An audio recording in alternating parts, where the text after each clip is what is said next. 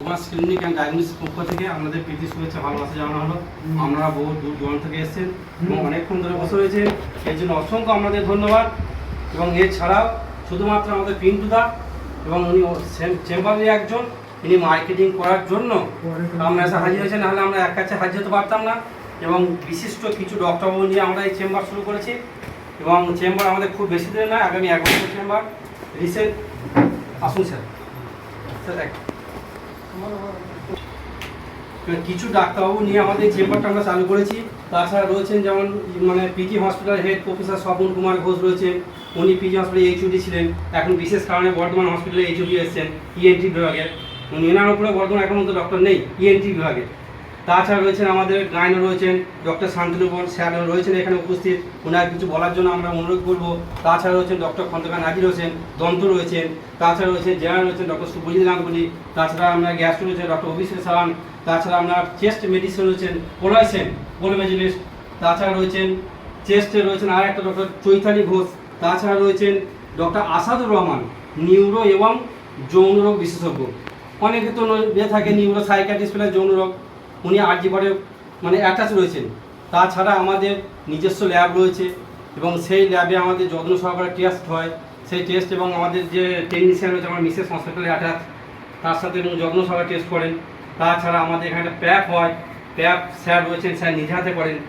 তাছাড়া রয়েছেন ডক্টর চন্দন কুমার গুপ্তা, উনিও করেন। এবং তাছাড়া আমাদের আরও কিছু ডাক্তারবাবু রয়েছেন এবং আপনাদের যেগুলো সুবিধা অসুবিধা হবে আমাদেরকে বলতে পারবেন, সে কম রেটে আমরা সেটা করে দেবো। তাছাড়াও আরও কিছু ফেসিলিটি যদি দিতে চাই, আপনাদের হয়তো শরীর খারাপ হলো, কারো হয়তো কোনো টেস্টের প্রয়োজন হয়, সেটা কিন্তু আমরা আমাদের ল্যাবে ফ্রিতে করিয়ে দেবো।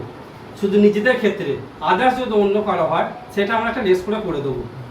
এছাড়াও আমাদের কিছু বলার জন্য আমাদের স্যার ডক্টর শান্তনু স্যারকে কিছু বলছি, উনি কিছু বলার জন্য আমাদের প্রস্তাব রাখছেন। তাছাড়া আপনাদের যদি কিছু বলার থাকে অবশ্যই আমাদেরকে বলবেন। স্যার একটু, উনি হসপিটালে অ্যাটাচ রয়েছেন এবং স্যার সোমবার দিন আউটডোর। এখন গ্রামের দিকে বেশি যেটা দেখা যায় বাচ্চা আসছে না, ঠিক আছে, এটাকে ডাক্তারি বলেছে ইনফার্টিলিটি বলে। তো ইনফার্টিলিটির এমনি চিকিৎসাটা একটু খুবই কষ্টই হয়, কিন্তু বেশিরভাগ ক্ষেত্রে দেখা যায় যে যদি ঠিকঠাক করে চিকিৎসা করা হয় যায়, ঠিক আছে, তাহলে কিন্তু সাকসেস পাবে। তো এটা যত দেরি হবে চিকিৎসাটা, বাচ্চা আসছে না দেরি হবে চিকিৎসা করতে, তবে বাড়িতে কোনো ইয়ে করতে পারছে না, হ্যাঁ, বা বাড়িতে বসে আছে কোনোভাবে চিকিৎসা করতে সাহায্য করছে, ঠিক আছে। তো তাদের ক্ষেত্রে যদি ওরা আসে তারা কিন্তু একটা সন্তান করতে পারে। আর এমনিভাবে যদি কলকাতা চিকিৎসা করা সবার মতো চলে গেল, কিন্তু ওই ব্যথাটাকে পুষে দিয়ে ভবিষ্যতে যে কতটা বড় রোগে দিয়ে আমরা এগোচ্ছি সেটাকে আমাকে শরীরে ভাবতে হবে। 2 নম্বর জিনিস, দাঁত মানে যে শুধুমাত্র দাঁতে ব্যথা হচ্ছে সেটা ট্রিটমেন্ট নয়। আজকালকার জেনারেশন বলুন বা ইয়াং জেনারেশন, ওল্ডার জেনারেশন, সব জেনারেশনই আমাদের ভারতীয়দের মধ্যে, উত্তর ভারতের লোকেদের মধ্যে পান মশলা গুটখা খাওয়ার প্রবণতাটা পছন্দ বেশি, সব ধরনের জিনিস। সেক্ষেত্রে ওরাল ক্যান্সারটা, মুখের ভিতরে ক্যান্সার, এই জিনিসটাকে আমরা পুরোপুরি অবহেলা করি। এইটাও কিন্তু আমরা ডেন্টাল সার্জন বা ডেন্টিস্টদের মধ্যে আমাদেরটাই হলো, সেটা আমরা একটা প্লাস্টিকের মধ্যে ডাস্টবিনে ফেলে দিই, সেটাকে 2 দিন বাড়িতে রাখুন, দেখবে পচবে। শুধু পচবে না, প্লাস্টিকটাকে ফুটো করে দেবে। তেমনি আমাদের খাবার দাবার কী হচ্ছে, মাটির ভিতরে ঢুকছে, আস্তে আস্তে মাটিটাকে কিন্তু পচাচ্ছে। ঠিক আছে, আজকে তো নেই অসুবিধা, কিন্তু যখন দাঁতের ডাক্তারের কাছে যাচ্ছি তখন কিন্তু সেই দাঁতটা তুলে দেওয়া বা রুট ক্যানাল ট্রিটমেন্ট ছাড়া কোনো পর্যায়ে থাকছে না। তারপরে আসেনি, আপনারা বলুন যে আপনার ট্রিটমেন্ট ঠিক, আপনার কাছে ওষুধটা নিয়ে যাচ্ছে, সে দাঁত তোলাই হোক, রুট ক্যানাল ট্রিটমেন্ট হোক, কিছু হোক, দাঁতটা সিল করা হোক, সেই জায়গাটা থেকে তো নিয়ে যাচ্ছে। ও আজকে হয়তো আপনার কাছে ওষুধ নিয়ে গেল, 2 দিন নিয়ে ওই পেশেন্টে দেখবেন 2 মাস পরে আবার আপনার কাছে এসছে, ব্যথা হবে কমছে না। আপনারা তাকে যখন বলছি তখন কিন্তু এখন একটু ব্যথাটা ভালো হয়ে গেলে আমাদের সেটা হচ্ছে কথা, কিন্তু সেই জায়গাটা আপনারা একটু উৎসাহ দিয়ে পৌঁছে দেওয়াটাই আপনাদের কাছ থেকে আসা। আচ্ছা স্যার, স্কেলিং এর ব্যাপারটা কিরকম?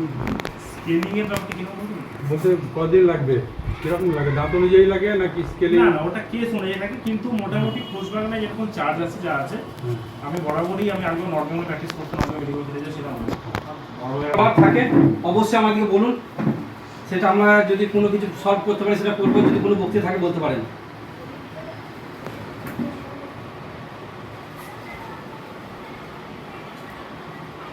আপনার এলাকায় বিভিন্ন জায়গা থেকে দাঁত বসানো, অনেকে দেখবেন পড়ে গেছে এখন বসাচ্ছে। অবহেলা করে যাচ্ছে। এবার হুট করে যা মনে হলো তো বেশিরভাগ লোকের দিকে আমার সামনে একটা বিয়ে বাড়ি আছে, একটা খনিখানে এখানে দাঁত বসাতে যায়, 5-6 বছর দাঁত তোলা হয়ে গেছে, সেই সমস্ত পেশেন্টগুলো কী হয়, হাড়গুলো আস্তে আস্তে নিচে দিয়ে বসে যায়। আপনারা দেখবেন বাড়িতে কোনো বয়স্ক লোক থাকলে সেগুলো রেফার করে দিলেন, সেগুলো তো করতে হবে। হ্যাঁ সেইগুলো হয়তো পুজোর কি ইভেন্ট রইলো যে এখানে সাহেবগুলো রেফার করলো আমাদের কাছে, সেগুলো আমরা করলেন। 7